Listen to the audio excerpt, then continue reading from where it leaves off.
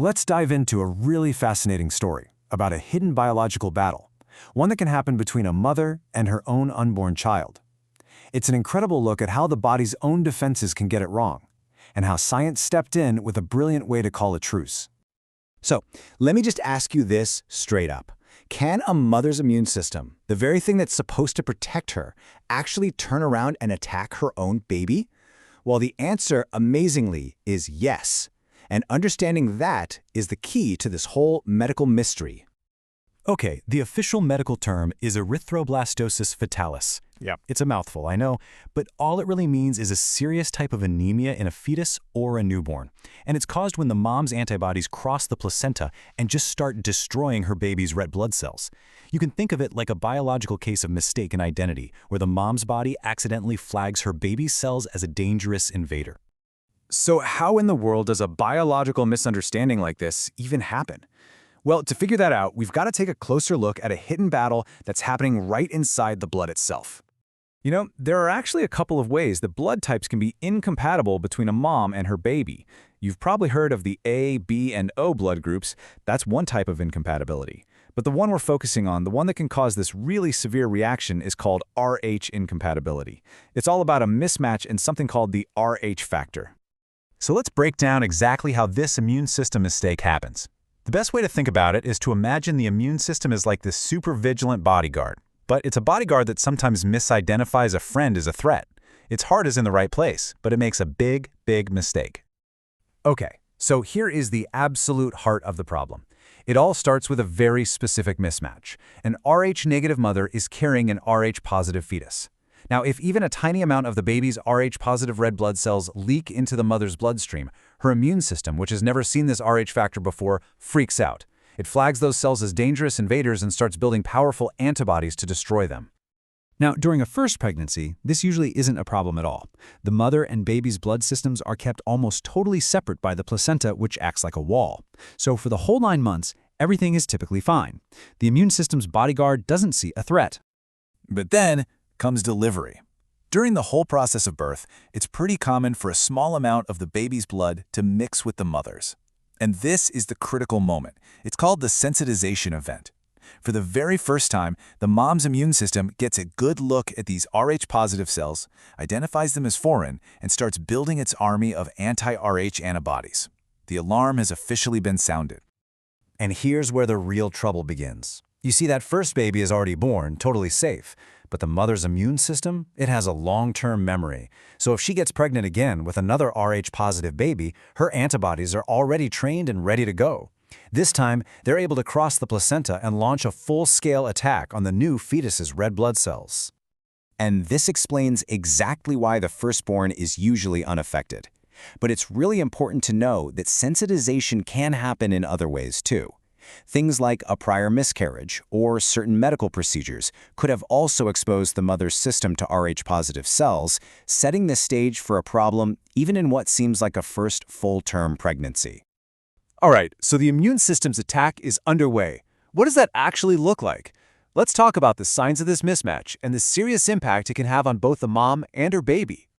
For the mother, there actually might not be many obvious symptoms. One thing doctors look out for, though, is a condition called polyhydramnios.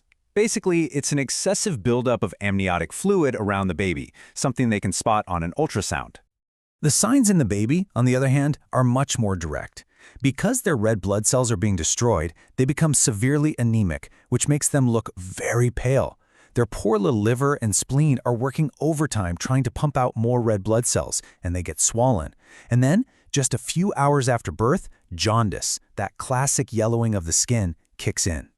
And the difference between a mild and a severe case? It is absolutely night and day. A mild case might just be some manageable jaundice, but in the most severe cases, it leads to a life-threatening condition called hydrops fetalis.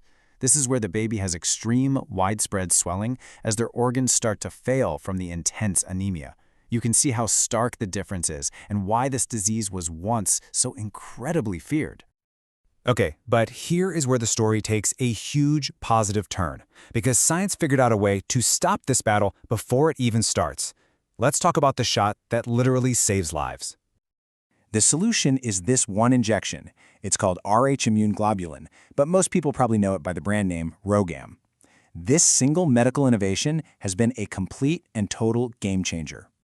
And how it works is just brilliant. Rogam is basically a dose of pre-made antibodies. So when it's injected into the mom, it acts like a stealthy cleanup crew. It finds and neutralizes any of the baby's Rh-positive cells that might have leaked into her system, getting rid of them before her own immune system even has a chance to notice they're there. It basically stops her body from ever learning how to make its own dangerous, long-lasting antibodies in the first place. So clever. So, when do they give this shot? Well, timing is absolutely everything.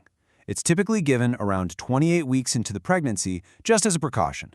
They also give it after any event that could cause blood mixing, and then, most critically, it's given within 72 hours after an Rh-negative mom delivers an Rh-positive baby. This simple schedule is what keeps her safe for any future pregnancies. But okay, what happens if for some reason prevention wasn't possible or just didn't happen? What can we do for a baby who is already being affected? Well, thankfully, modern medicine has some incredible solutions for that too. First, doctors have to confirm what's going on. They have special tests, like the Coombs test, that can actually see if the mother's antibodies are stuck to the baby's red blood cells. They can even test the fetus's blood for anemia while still in the womb. And after birth, a major clue is high levels of something called bilirubin, which is basically the waste product left over when red blood cells break down. And get this is just mind-blowing. Treatment can actually start before the baby is even born. For severe cases, doctors can perform an intrauterine blood transfusion. They give blood directly to the fetus right through the umbilical cord while it's still in the womb. This keeps the baby healthy and fights off the anemia until it's safe for them to be delivered. Then, after the baby is born, the treatment depends on how severe things are. For milder cases of jaundice, babies are placed under special blue lights. It's called phototherapy, and it helps their bodies get rid of that excess bilirubin. But for the really severe cases, doctors perform what's called an exchange transfusion. This is an incredible procedure where they slowly and carefully replace the baby's blood with fresh donor blood, which effectively washes out all the mom's antibodies and the damaged cells. So what's the bottom line here? It's that thanks to the preventative genius of Rogam and these amazing modern treatments, a condition that used to be a common and tragic cause of infant death is now almost entirely preventable and manageable. It is a true public health success story. When you think about it, the journey from figuring out this hidden battle inside the blood to creating a simple life-saving shot, it's just such an inspiring story of medical progress. And it really makes you wonder, doesn't it? What other seemingly impossible biological problems will science solve next?